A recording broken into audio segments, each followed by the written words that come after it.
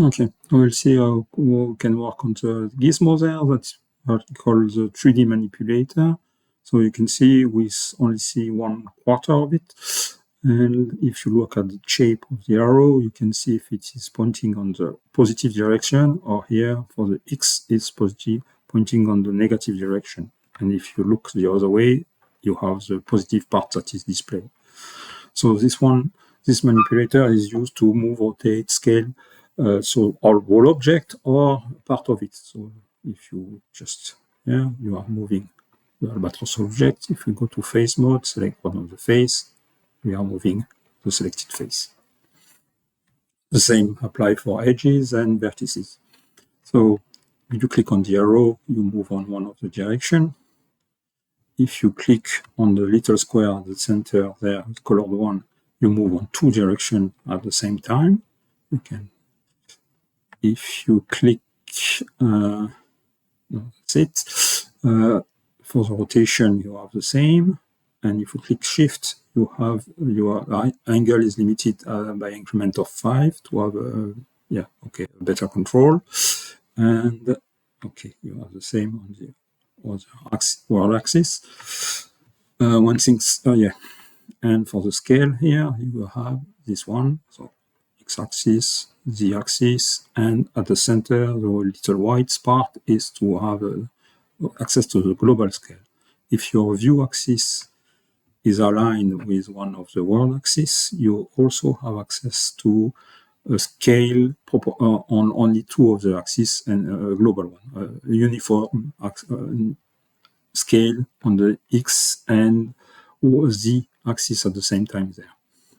Okay, and also you can see on some cases for objects, but it's not always present. If the view axis is aligned with one of the world axis, then you have the symmetry icons that are displayed there. So if you want to have a symmetry up, you can just change it there. Lastly, the white part is to do transformation on the screen space. So you can rotate here on the screen space. You can scale on the screen space up and down, up and down, right and left, and you can also move on the screen space object. Lastly, you have so we will just delete this one, create another one, and we will add another mesh here.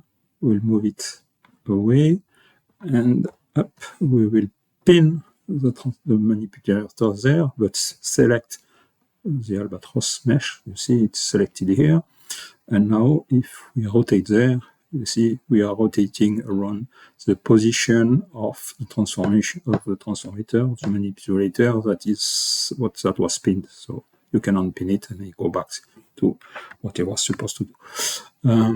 There is 2 other points that need to be mentioned. So if we had a spotlight, for example, let's do it here. Up. You see you have some additional icons there. One's to change the intensity of the light, and one to change for spotlights to change the cone angle of the light.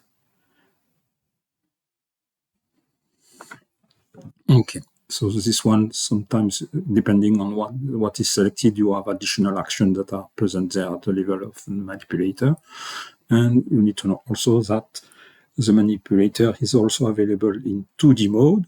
So if we go and we create a curve, for example, and a stroke, and we go to select one of the points, you see now we have a 2D manipulator where we can just work on the X and Y axis.